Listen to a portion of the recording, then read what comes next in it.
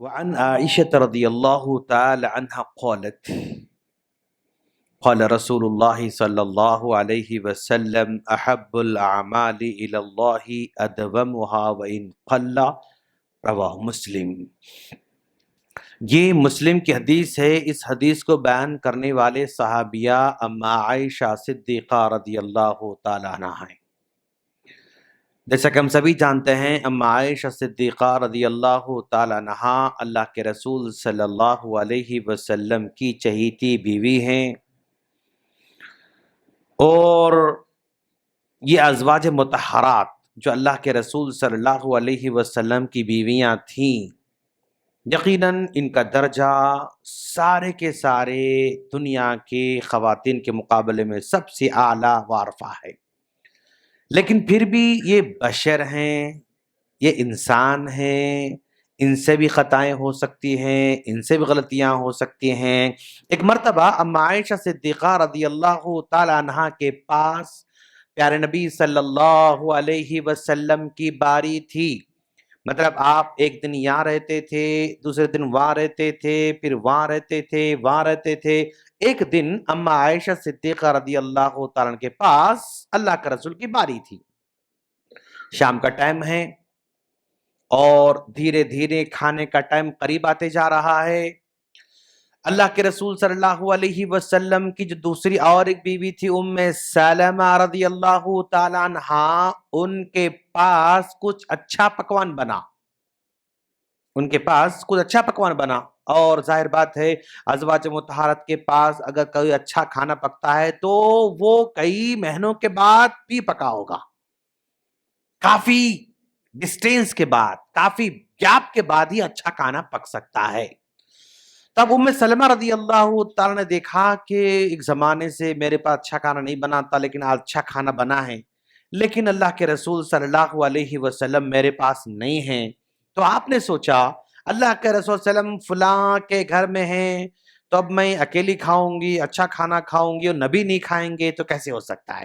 تو آپ نے ایک کٹورے میں تھوڑا سا سالن ڈال کر خادمہ کے ذریعے اللہ کے رسول کے پاس بھیجا، اور اللہ کے رسول کی باری کس کے پاس تھی؟ اما عائشہ صدیقہ رضی اللہ تعالیٰ کے پاس تھی۔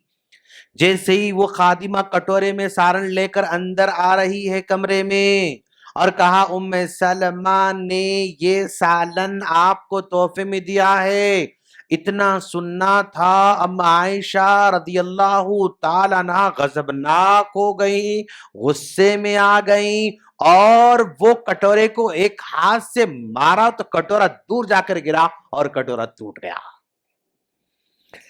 اللہ کے رسول صلی اللہ علیہ وسلم نے خادمہ سے کہا غارت امکم، تمہاری ماں ہے نا عائشہ، ان کو غیرت آ گئی، غصہ آ گیا کہ میرے باری میں تم کون ہو سکتے سالن بھیجنے والے؟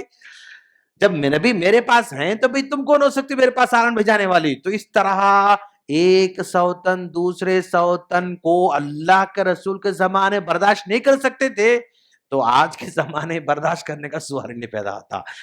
وہ زمانے میں بھی غصہ ہوا کرتے تھے، ازواج مطہرات اللہ کے رسول کے انڈر میں رہ کر غصہ کر سکتے تھے، تو ظاہر بات ہے آج کا مسئلہ تو بالکل الگ ہی ہے۔ یا عائشہ صدیقہ رضی اللہ تعالیٰ عنہ کو اللہ کے رسول بہت محبت کرتے تھے، پھر کہا دیکھو تم نے کٹورا توڑا، اب تمہارا کٹورا جو اچھا ہے نا ان کو دینا پڑے گا، تو کہا ٹھیک ہے دے دو، کوئی بات نہیں۔ تو اما عائشہ صدیقہ رضی اللہ گھر میں جو کٹورا اچھا تھا وہ ام سلمہ رضی اللہ عنہ کو واپس لوٹا دیا۔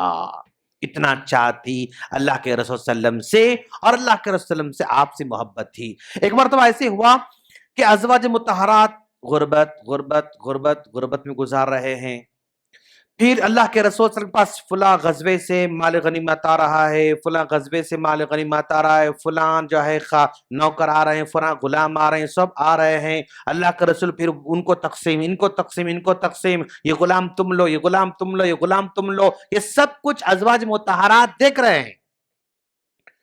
دیکھے اللہ کے رسول صلی اللہ علیہ وسلم سب کو دے رہے ہیں، عورت کو نہیں دے رہے ہیں، تو سب ازواج مطہرات نے احتجاج کیا، اللہ کا رسول جس طرح آپ دوسروں کو دیتے ہیں ہم کو بھی دیجئے، ہم کو بھی اچھا کھانا ہے، ہم کو بھی اچھا رہنا ہے، اور ہم کو بھی جو ہے غلام کی ضرورت ہے وہ ہماری خدمت کریں، انہوں نے ازواج مطہرات نے اللہ کا رسول سے ڈیمانڈ کیا.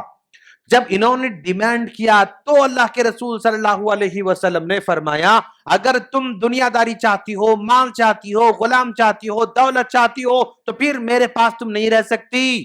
اب اگر تم جو ڈیمانڈ کرو گی میں تم کو دے دوں گا، لیکن پھر جو ہے تم کو میں طلاق دے دوں گا. سوچ کے بولو، دنیا چاہیے یا میں چاہیے؟ غلام چاہیے یا میں چاہیے؟ آپ لوگ سوچ کے بولو. اس طرح اللہ کا رسول نے ٹائم دیا ازواج مطہرات کو، مال ہونا مال دے دوں گا، لیکن پھر تم لوگ میرے پاس نہیں رہ سکتے ہو، میں طلاق دے دوں گا.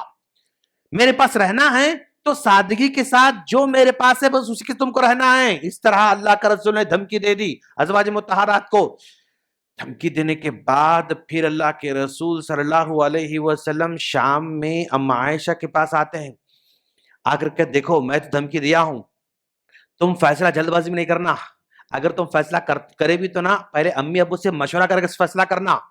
یعنی تم جو ہے نادان ہو، اگر میں نے ایسے کہہ دیا تو غصے میں کہ تم چھوڑ کے چلی جاؤ گی، ایسا نہیں کرنا تم.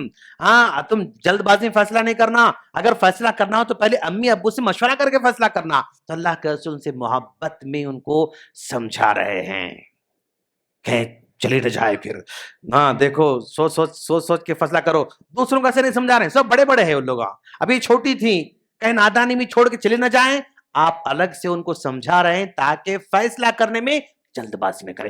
ایسی اما عائشہ صدیقہ رضی اللہ تعالیٰ عنہا اللہ کے رسول صلی اللہ علیہ وسلم سے بیان فرماتے ہیں کہ اللہ کے رسول نے فرمایا احب الاعمال الی اللہ، اللہ کے پاس فلاں عمل فلاں عمل فلاں عمل فلاں عمل، یہ سب عمل پیارے ہیں، لیکن سارے کے سارے اعمال میں سب سے زیادہ پیارا عمل اللہ تبارک و تعالیٰ کون سے؟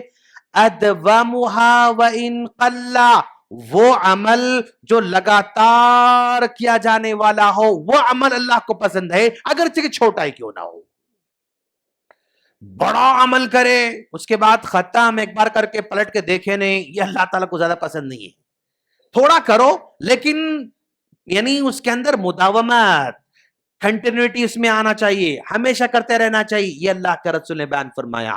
اب ہم نے رمضان بھر ماشاءاللہ بہت سارے اعمال، ہم نے جو ہے سحری بھی کیا، ہم نے جو ہے روزے بھی رکھے، ہم نے جو ہے صدقہ بھی کیا، ہم نے زکوٰۃ بھی نکالی، ہم نے تلاوت بھی کیا، ہم نے قیام اللیل بھی کیا، ہم نے عصر کے بعد بیٹھ کر اذکار بھی پڑھا، ہم نے اتنے سارے اعمال ہم نے کیا.